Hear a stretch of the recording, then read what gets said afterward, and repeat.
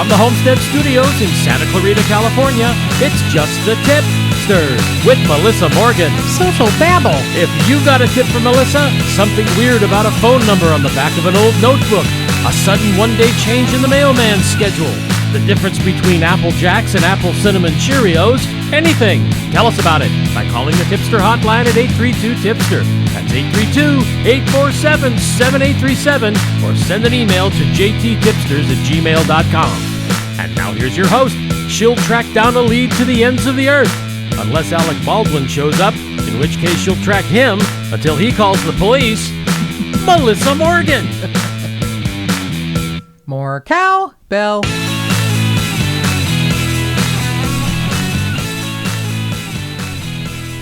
Producer Mark has been given my my wishes, which is if I precede him in death, he is to scatter my ashes over Alec Baldwin. Yeah, that's going to be fun. I mean, sometimes I lie awake at night thinking, okay, I'm terribly, horribly feel terrible because Melissa's gone, and now I've got to go try to find a way to get to Alec Baldwin, and then when I do, shake his hand, say, would you do me a favor?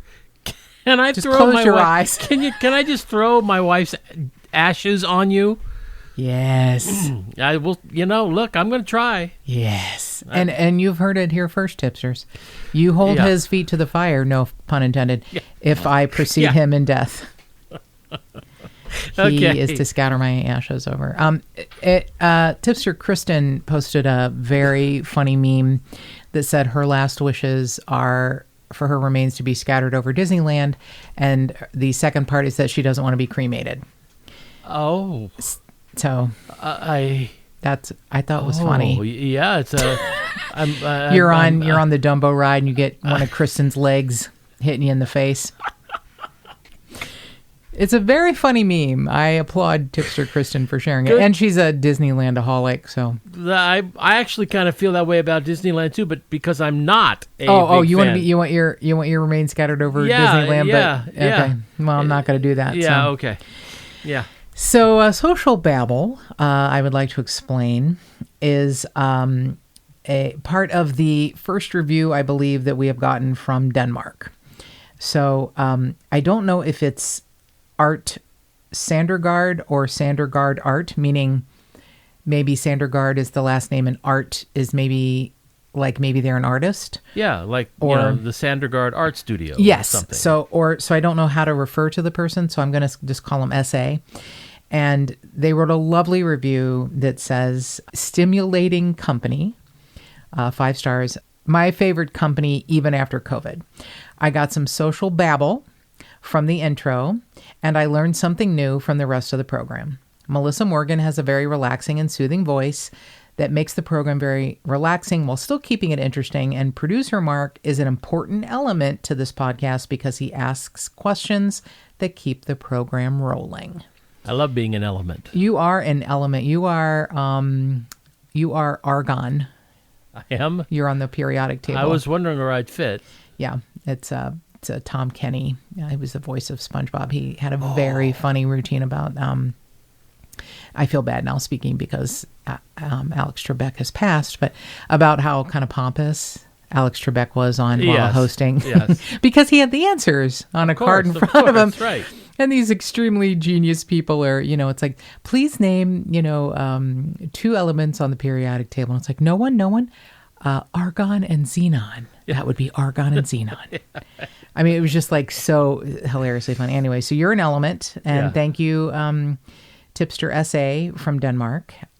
We have gotten 2 amazing patrons on our Patreon account this week.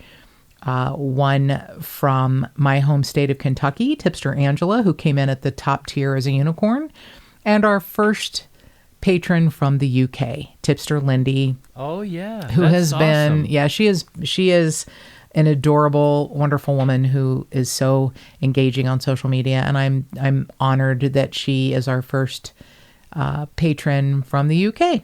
So we really could not thank the Tipsters more for the reviews, the ratings, subscribing on whatever platform that you are listening to us. If you are perhaps listening on Apple Podcasts and you would take the time to rate or review us, we would be so grateful, because that's how other people find us. And here we are 3.5 years later, people are still saying, why did I just now find you? And I'm like, because I'm terrible at marketing. So that would be a real gift to us. Well, that's not the only reason. It's algorithms and stuff like that. Well, it's things I can't wrap my head around because I'm a girl. So, I don't know. Stop. Okay. I give up. I'm not a good marketer. So, we are unfortunately relying on you, which we have a contest, hoping that word of mouth, we're going grassroots. You guys are my street team. And if you follow us on any social media platform, Facebook, Instagram, or Twitter, you will see that we have posted the beautiful, specially curated items that were donated to us by one of our fantastic tipsters who is an artist. They are either purse charms with the lobster claw that you can attach to your purse or backpack or gym bag, or they come with a round, whatever those rings are called that you use for a key ring. So you could turn them into a keychain, or you can still keep them as a purse charm. You get two, so you can keep them both, or you can give one to a friend. They would make, I think, a terrific Christmas gift or a birthday gift, or even just for Halloween, because they have our logo and they really are beautiful. Amazing. Yeah, I was really impressed. I am too. They have little skulls, little sterling silver skulls on them, and they have.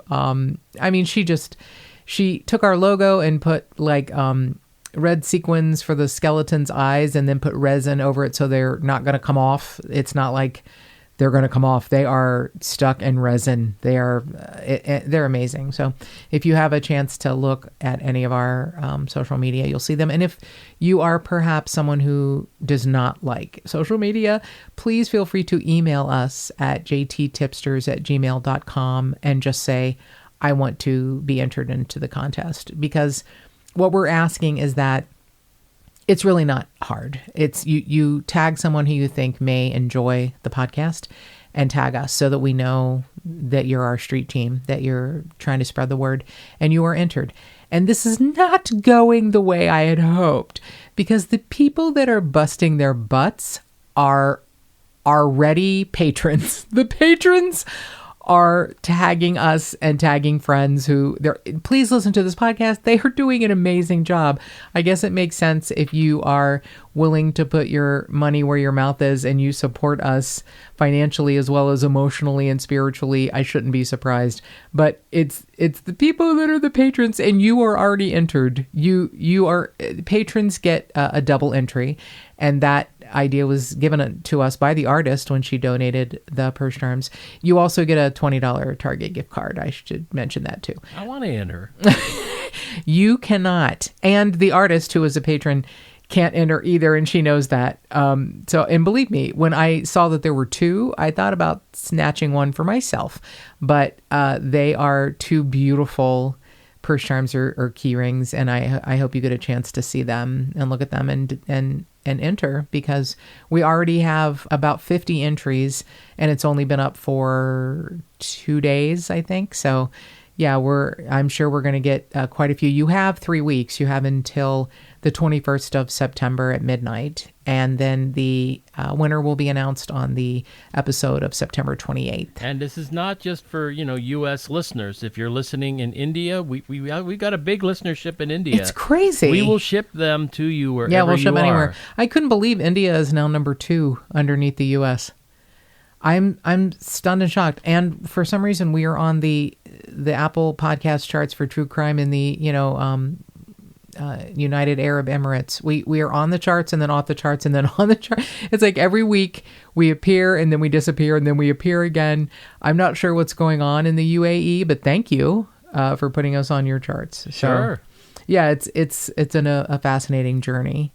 So we have a fantastic, speaking of people in other countries, we have a fantastic friend of the podcast, Tara Sarabin, who is such a delight, and she and her partner Barney are taking a break from their podcast they host together, Bloody Murder, and Tara has her own fantastic podcast, and we have a promo for her wonderful new venture. Can you play that, producer Mark?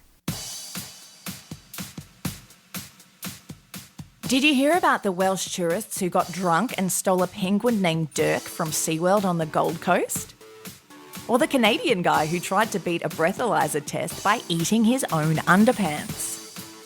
Hey, I'm Tara Saraban from World's Dumbest Criminals, an upbeat podcast about deadbeat crims. Join me every Monday to hear about the most ridiculous, bizarre, and downright stupid crimes and criminals in the world ever. Like the Australian man who put out an unsuccessful hit on his wife and freaked out when she crashed her own funeral. Or the Chinese woman who deliberately ran 49 red lights in her ex-boyfriend's car. World's Dumbest Criminals is available on iTunes, Spotify, and anywhere else you listen to podcasts. Make sure you subscribe if you don't want to miss any criminally stupid shenanigans. We love Tara with all of our heart. She is so smart and so funny. And sometimes you need a break. And World's Dumbest Criminals is a good break. Sounds hilarious, anything actually. that she's involved in is a gem. And because she is such a gem of a human. So please check out her podcast because I think you'll really enjoy it. And like I said, sometimes you need a break and you need something fun. And a Chinese woman who intentionally runs 49 red lights in her boyfriend's car, she's a girl after my own heart. I think really? No. Oh, okay. First of all, I think I've driven your car 2 or 3 times.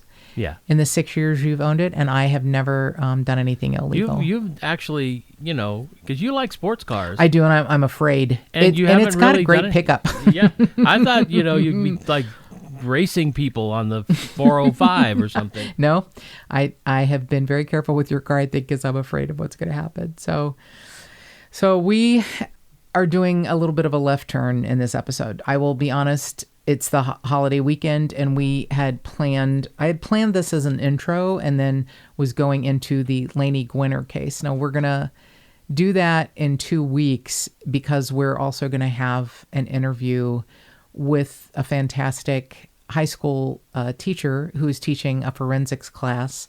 And each year, he and his students pick a local case from Ohio, and deep dive, and they have done a lot of work on Lainey Gwinner's case. And I will also give you a heads up that I got some fantastic information sent to me, the research that she had from the wonderful Nina Instead from the Already Gone podcast. She covered Lainey's case in 2017, and there are some updates and some things that have changed. Lainey's body was found in an extraordinarily odd way, but her killer still has not been found. So we will be covering Lainey's case, a little bit of an update.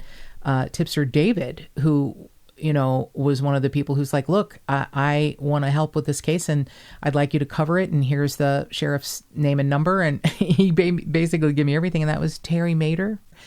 And Tipster David has met with Detective Matt Wharton in Wyoming, and they're who we interviewed, right? Yeah.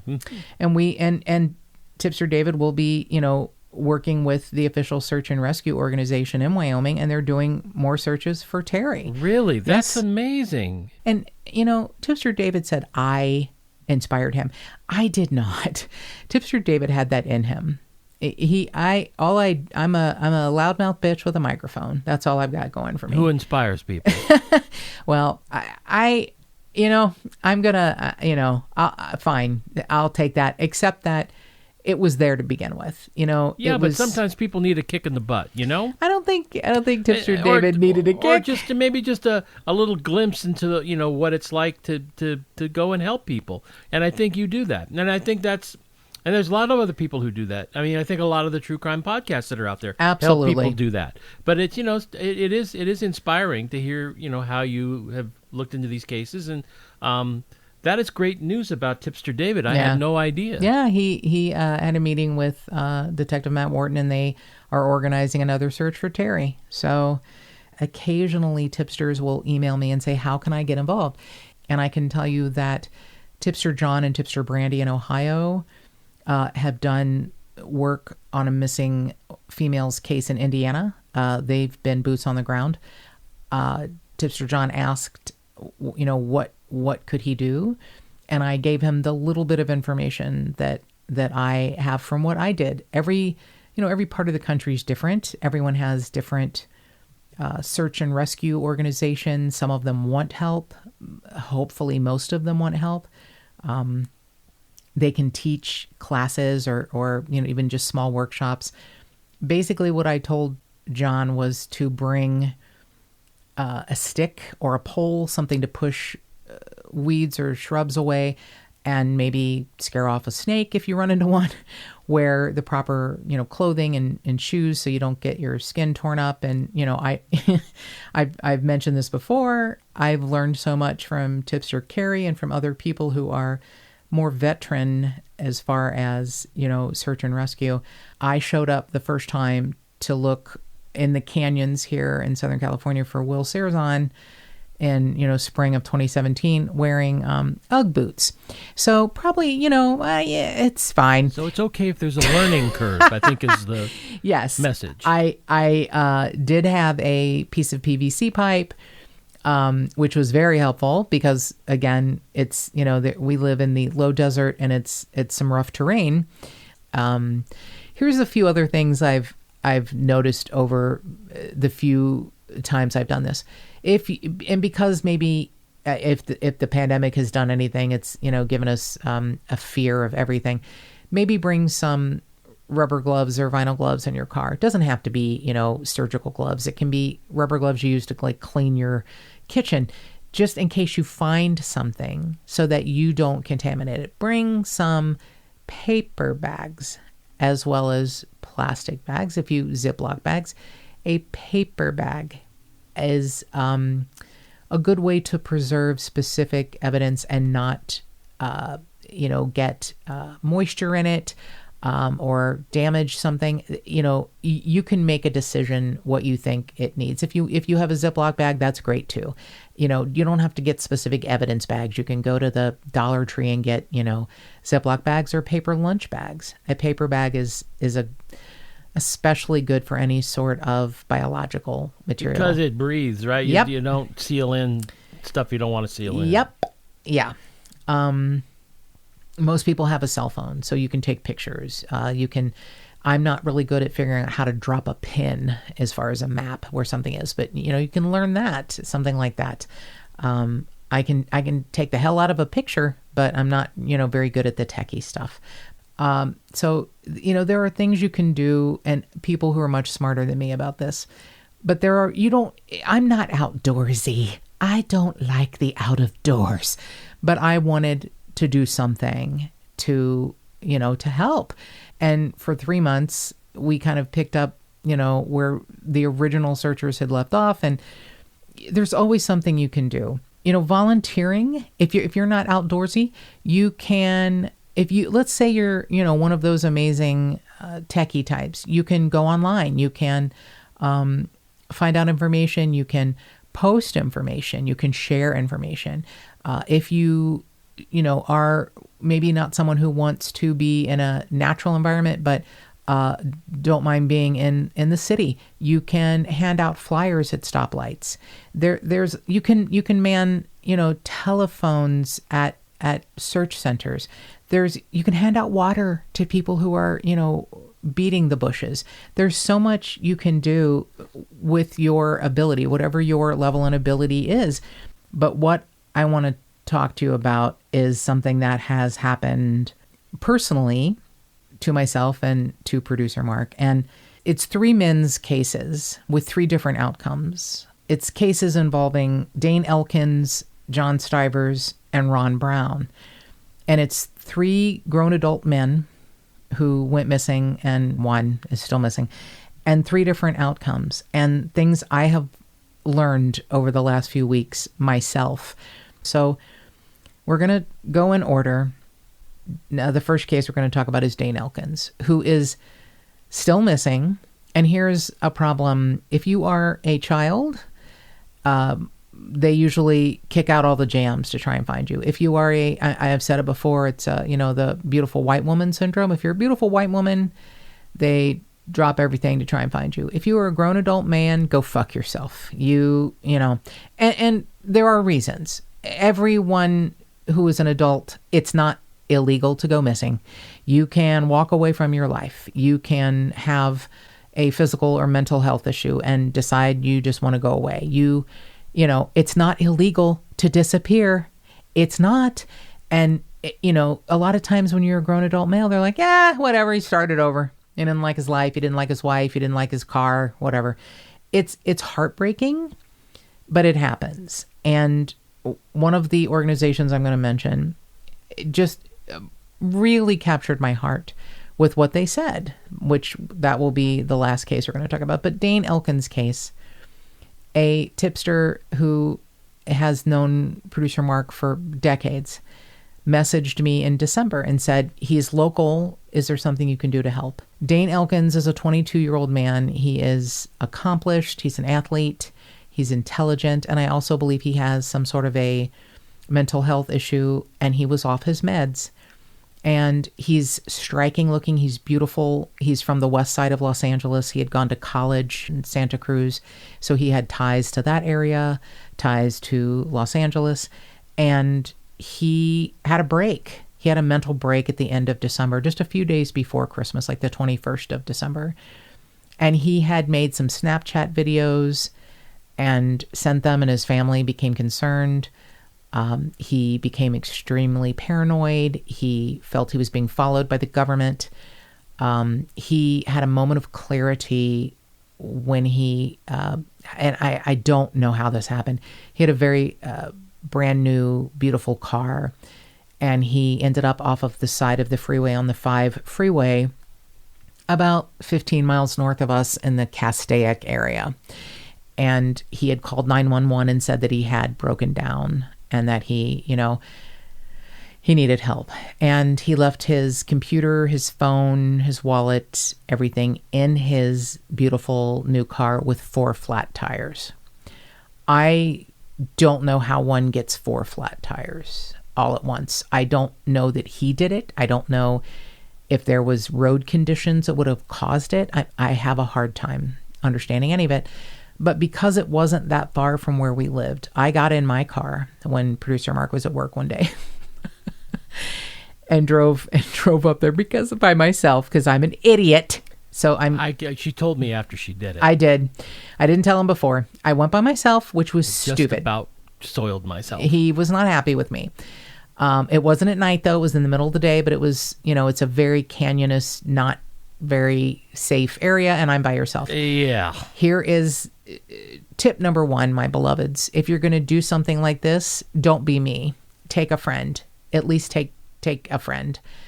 Go prepared. I got in my car. A cell phone. That's charged. That's fully charged. Yes, I had my cell phone, but I didn't have my walking stick. But I'm okay with approaching people.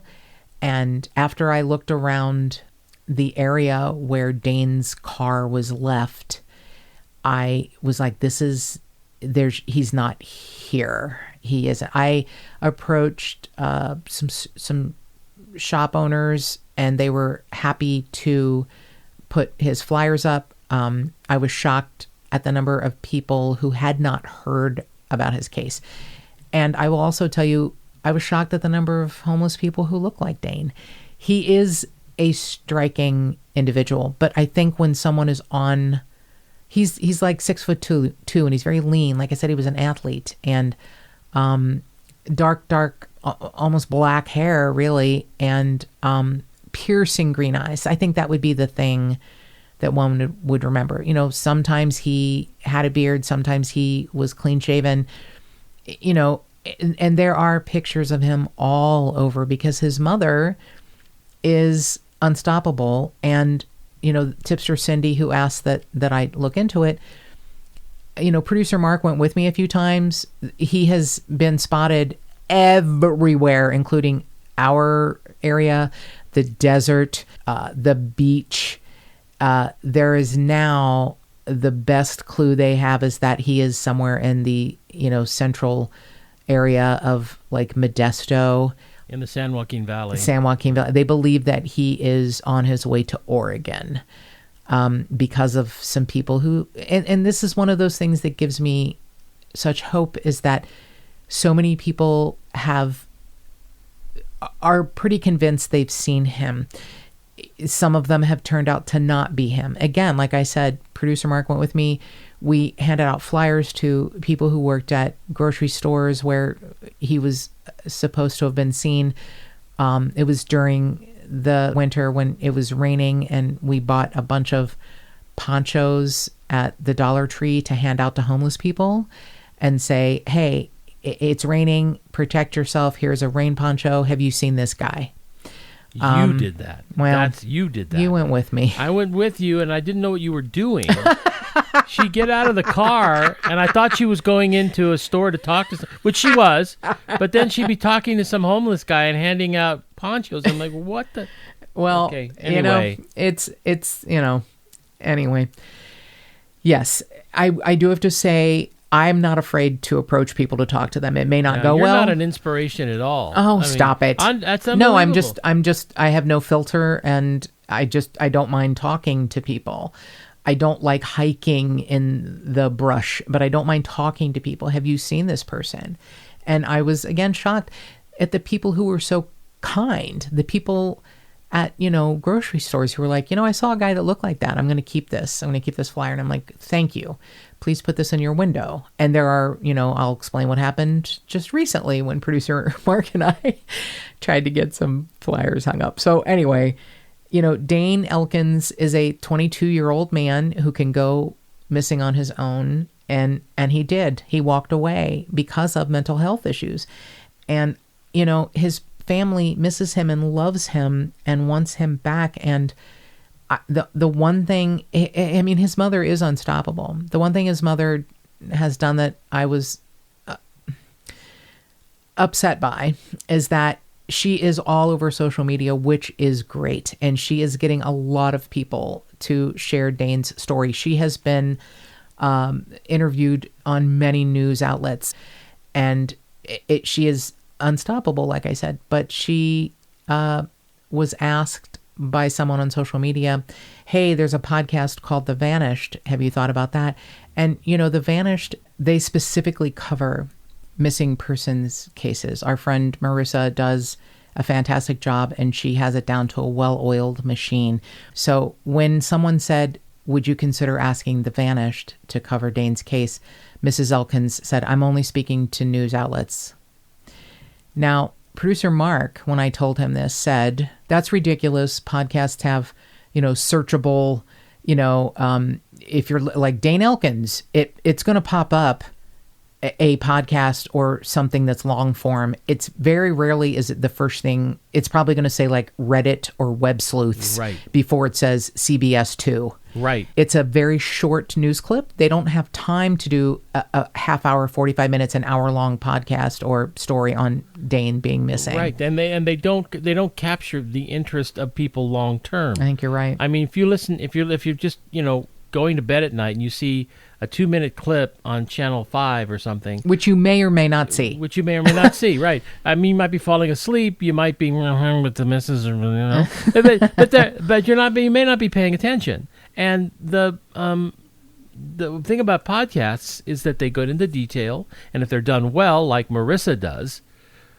really well, then people are going to get really interested and invested. Yeah, you're right. And you're right. So I really hope that that she changes her mind. I do too. Deborah Elkins is a force of nature, and I know she's working so hard every day to find her son. Now, here's something she's doing that I'm not fond of, and maybe I just need to become more aware of it or how it works. But she puts out a TikTok video every day. Now, I guess a lot of TikTok videos are 15 seconds, but then you can do the long form, which is 3 minutes. And that's great. And she gets hundreds of thousands of viewers. Do you know what that means? Kids who are watching videos, who are scrolling through videos. Oh, there's a guy who's missing. Oh, he's handsome. Look at those pretty green eyes. Yeah. Okay. Oh, look, there's one on somebody's dog that talks and stands on its back legs. This is what I'm grappling with in my brain. Why would you do something like that, but not do a podcast? I don't get it. If you want to expose your story to as many people as possible, I think you use every outlet. I don't care if you call, the Mayberry Intelligencer Journal and have, Andy Griffith do a story on your missing son, somebody might see that. I don't know why you would exclude something like a podcast, but why not use everything that's available? Why I don't understand what I don't understand about what Mrs. Elkins is doing, and God bless her. God bless her. What the thing I don't understand is why not use everything? Do the TikTok videos, but why not use everything that's available to you in this modern era, where there are so many different ways to get the word out? And I'll tell you, in December of 2020, because of Tip-Sters Cindy, I, started helping out on the, Find Dane Elkins Facebook page.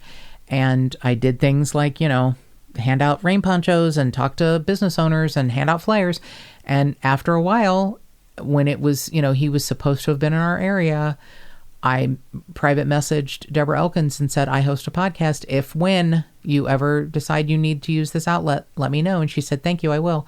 Not knowing she, really had no intention of ever. And I can't like push someone, to do this. But anyway, here is why she thinks that Dane has been seen. And she's smart in that she's holding back some information. He's paranoid and shy and quiet and at some points looks clean shaven. At other points looks a little more scruffy, but he's not violent or angry at people. He will accept help. A woman sometime in late July met him somewhere around the Modesto area. She's fairly sure. She thought he said his name was Dan. She referred to him as Dan, and he corrected her and said Dane, which is, a very unusual first name. And also, Mrs. Elkins believes that is a true sighting of him because of what he did not eat.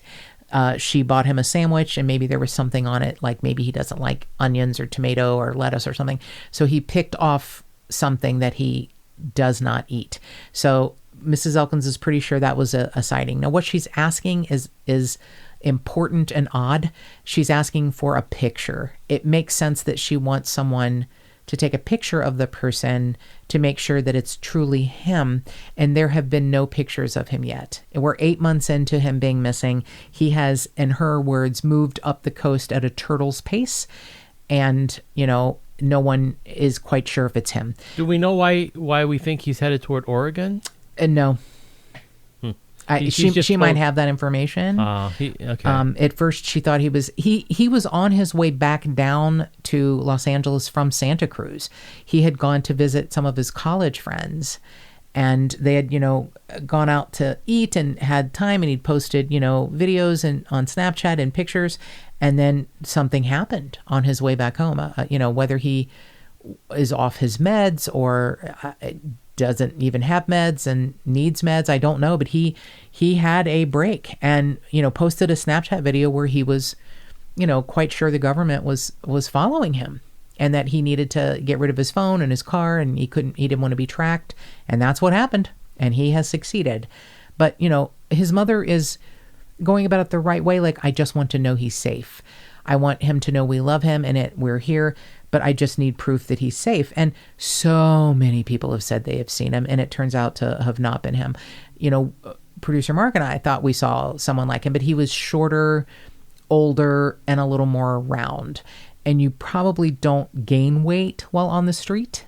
And no. Dane is already thin. Right. So, But the thing is, we had a phone ready to take his picture.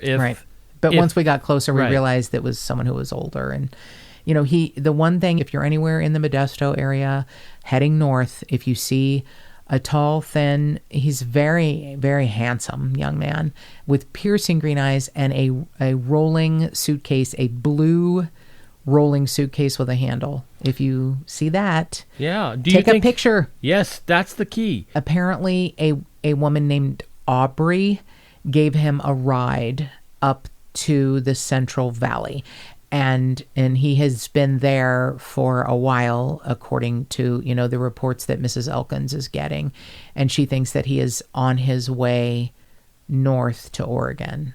So that would be the I-5 or the California 99 corridor there that go up that way. Right. She believes that he would be, as she says, the turtle's pace on the I-5 is what she believes. Is it, okay. Whether he's hitchhiking or walking, So that's Dane's case. And you can find all over every social media platform, DaneElkins. So the next missing person is John Stivers. And I will tell you, this one bothers me so much personally because some very well-meaning, big-hearted tipsters really wouldn't leave me alone about this. And I had zero interest in this. And I can't tell you why. And I can tell you why, and you'll understand why. What is shocking to me is that he's like a 42-year-old white male who's married, has a teenage daughter, is a business owner in, I know producer Mark's going to have to help me with this, Tuolumne? Yeah, you got it. No one pronounces the end. Tuolumne County. It's up in northern Sonora. California. It's near Sacramento. It's, like northeast of Sacramento, I think. Okay. So he owns a campground. He is a well-known, person around town, an area called Copperopolis, which I thought was made up, but that's actually a real name. Yeah, I'd never heard of it before. Yeah, and he and his wife and his daughter, own this campground. And okay, so August 2nd, 42-year-old handsome John Stivers, outdoorsman, went missing. He and his wife and his daughter were going to go on a camping trip to Lake Tahoe the following day on August 3rd. He ran some errands driving a 15-seat white passenger van, which was left on Camp Seco Road on the side of the road. And the rumors went wild. His wife, Michelle, is rabid. Don't blame her 1 second. If something happened to producer Mark, you would hear me screaming if he disappeared, you would hear me screaming from whatever state you live in. The reason I started this podcast was when Will Sarazan went missing from his home. And I would be Linda Sarazan and doing everything I could to find my spouse. And of course you have, you can't blame Michelle Stivers 1 minute for all that she's doing. And there are Facebook groups with 5,000-6,000 people in them in a month. It's been a month. And rumors galore. He ran errands, went to a bank. He paid his employees with payroll checks. There's a dock and a boat and a blah, blah, blah, blah.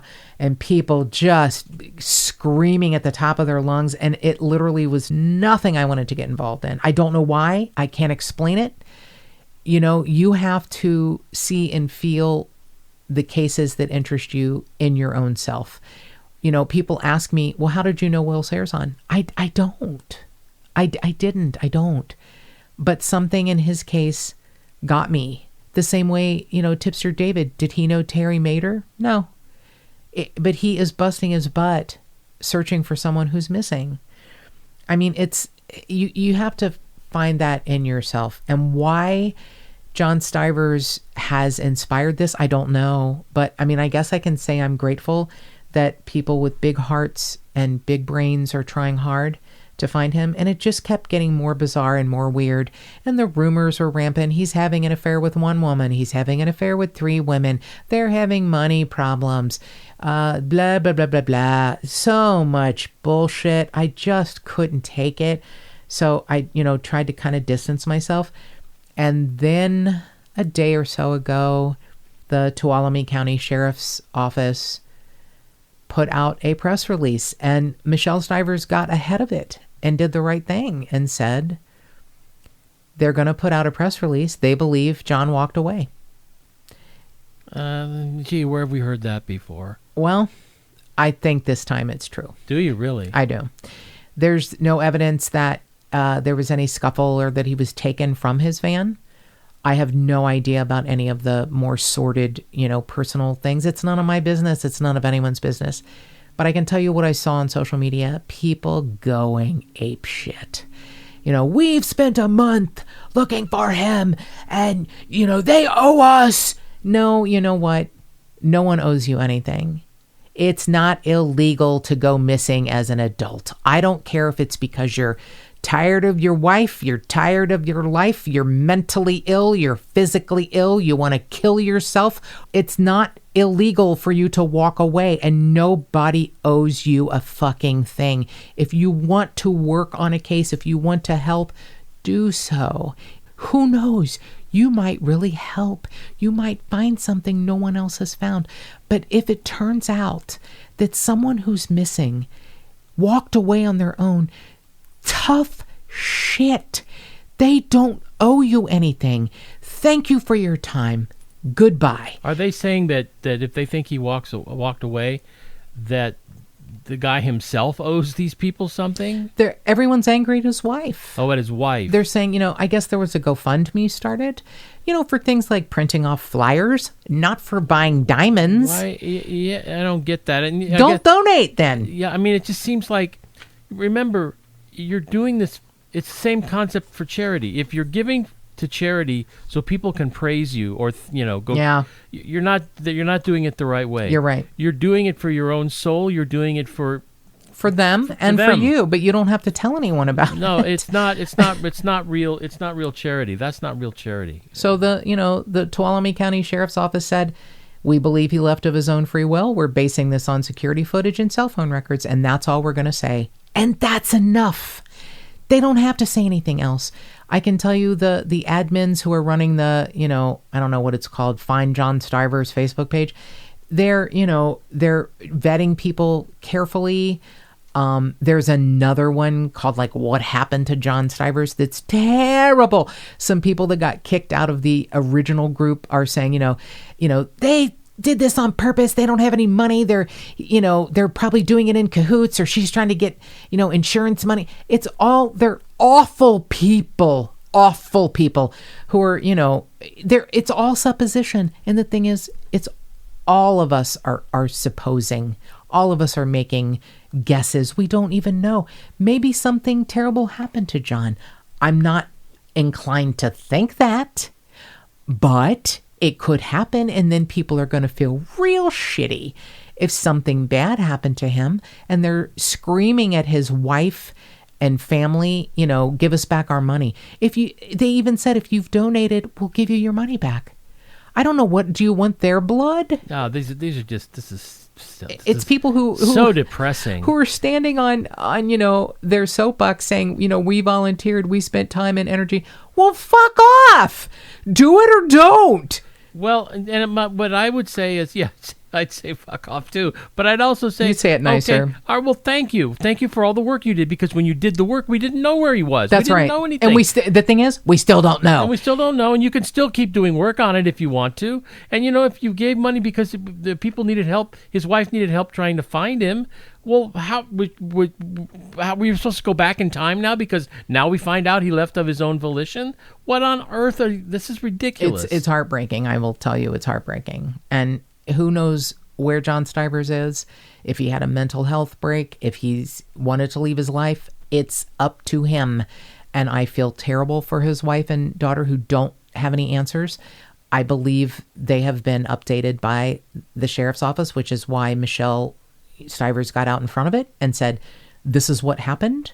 This is what they think happened. We still know, all we know for sure is that John is still missing. And I mean, that's,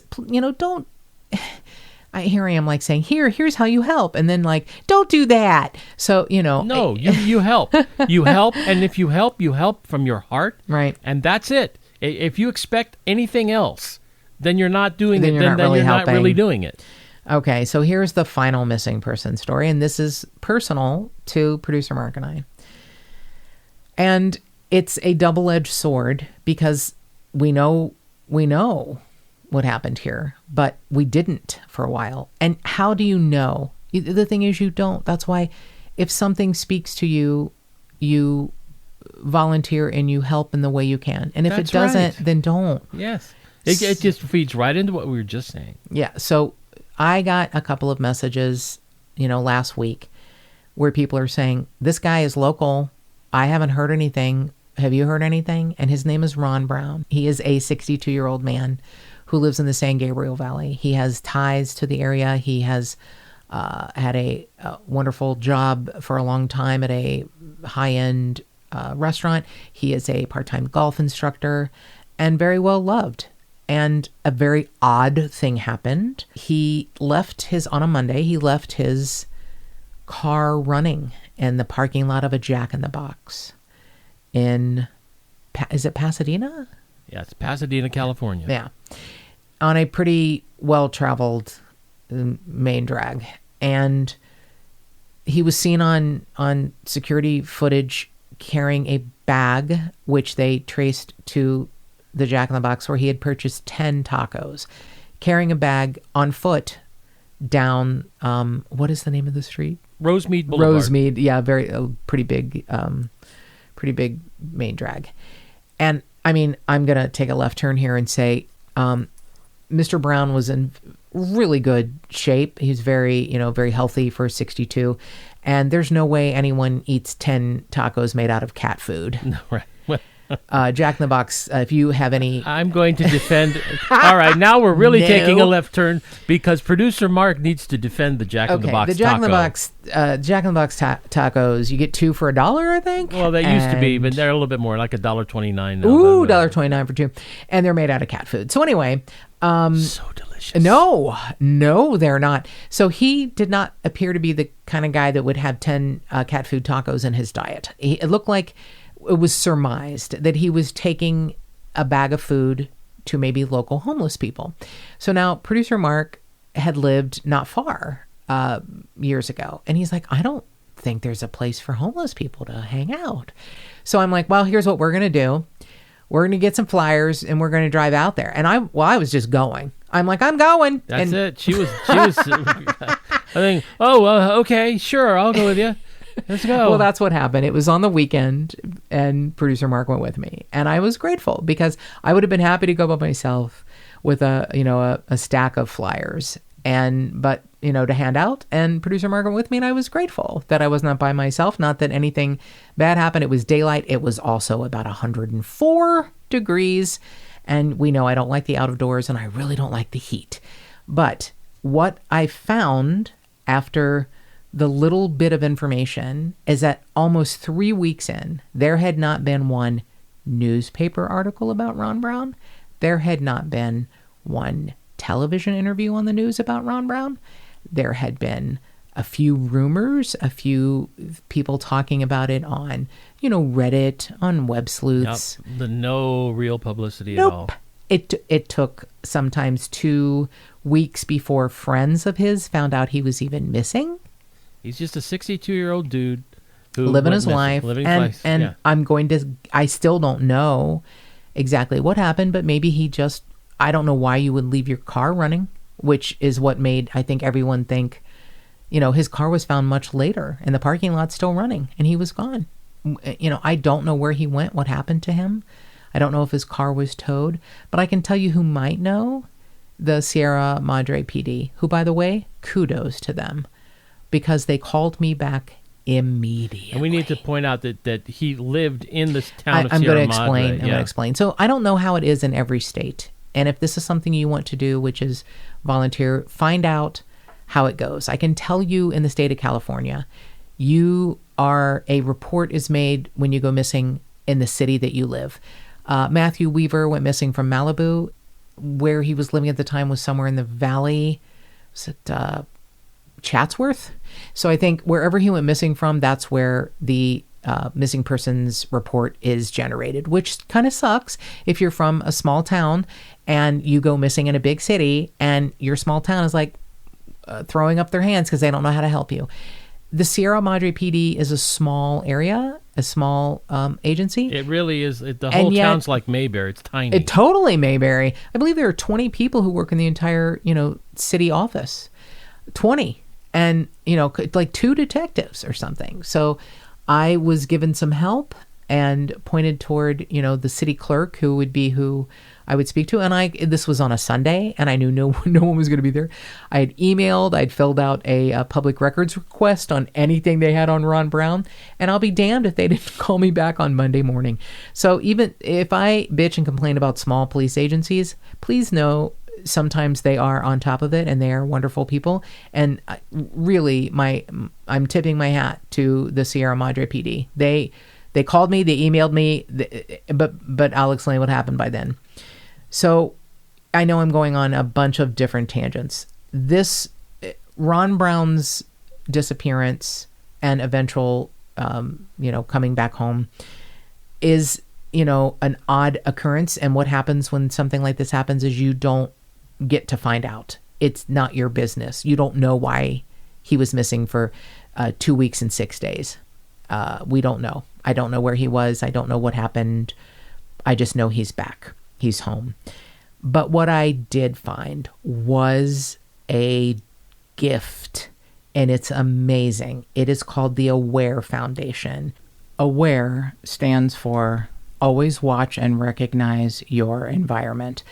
And I mean, that is amazing words for all of us to remember, male, female, whatever. It's such an amazing organization. It's a national 501c3 nonprofit organization.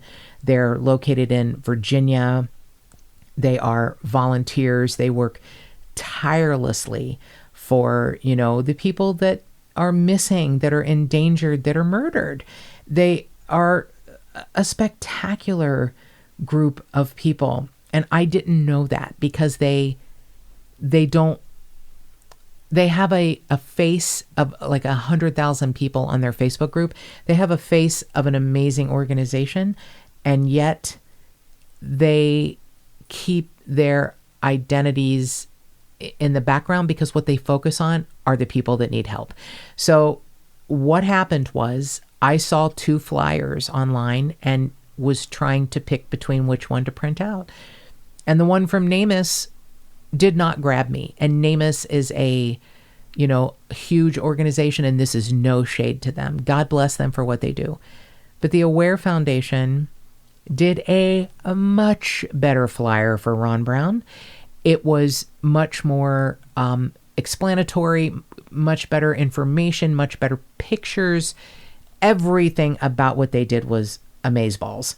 So I messaged them and said, do I have permission to print your flyers? And they said, absolutely. Share them, print them. That's what they're there for. Ron falls into the category. And this is what it made me cry and broke my heart wide open. Ron falls into the category of missing men age 18 to 65. And it's the toughest category. And they're right.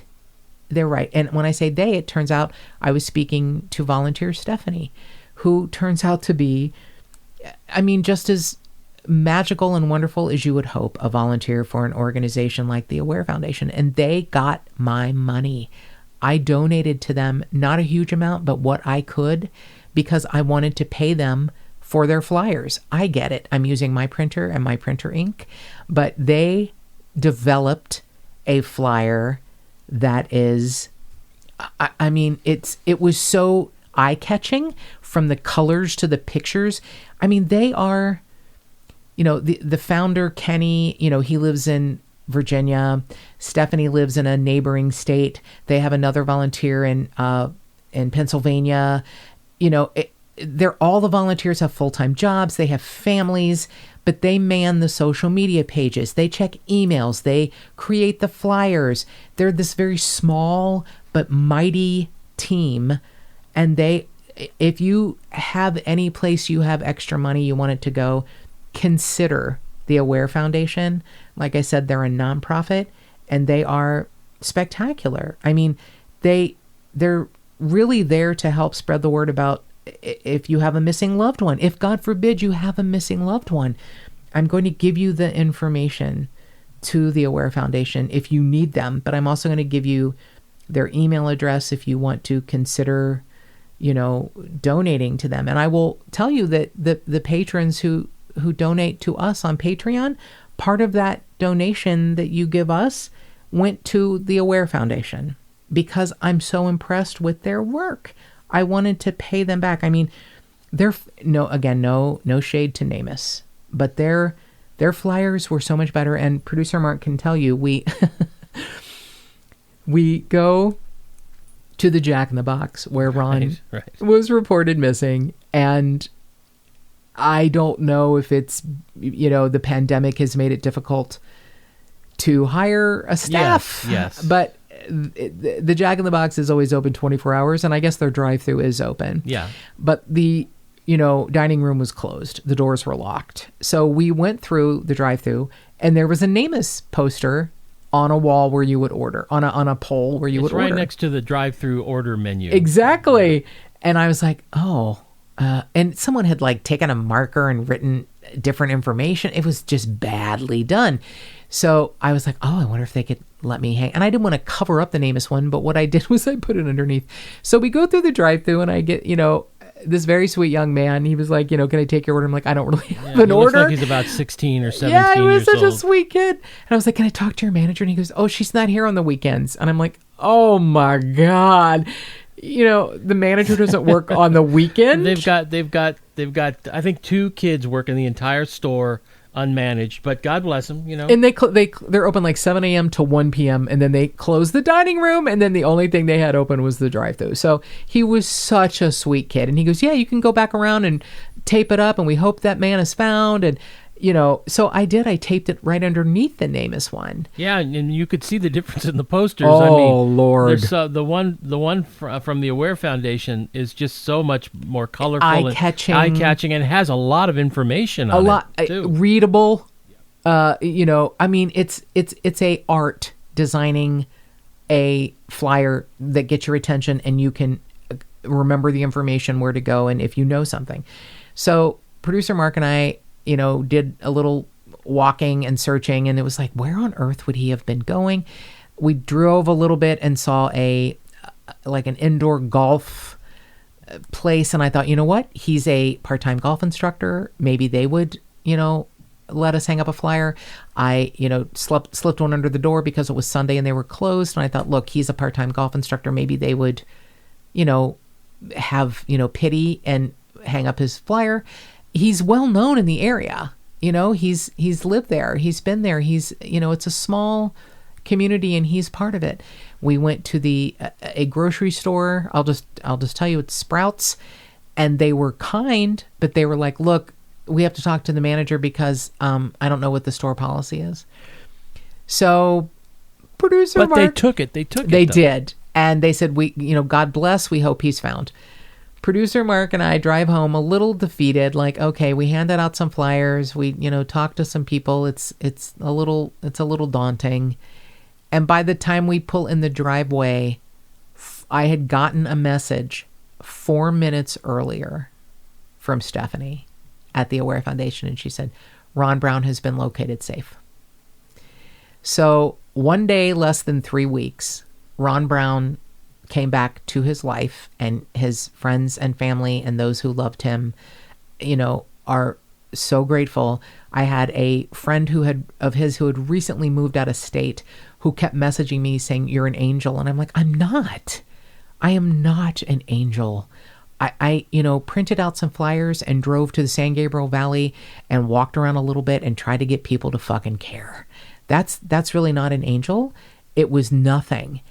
But it made me feel better. And the fact that by the time I got home, Ron had already come back home and was safe, that's the best answer. That's the best outcome you can imagine.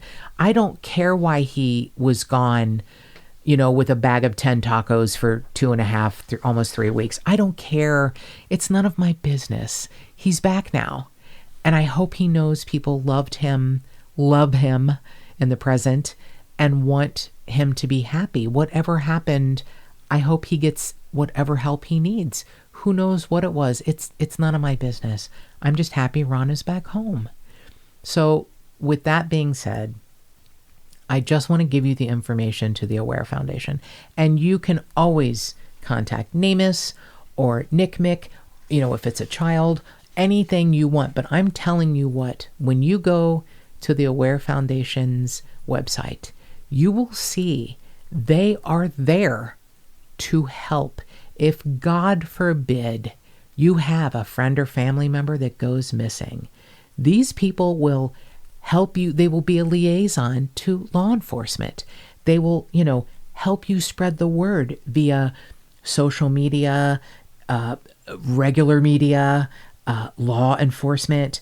They're spectacular, and it's a group of volunteers They volunteer. If you want any help or if you just want information, please email info.awarefoundation@gmail.com. You can call 540-357-5135 and more cowbell. And if you'd like to support this podcast, go to patreon.com/Just the Tip-Sters.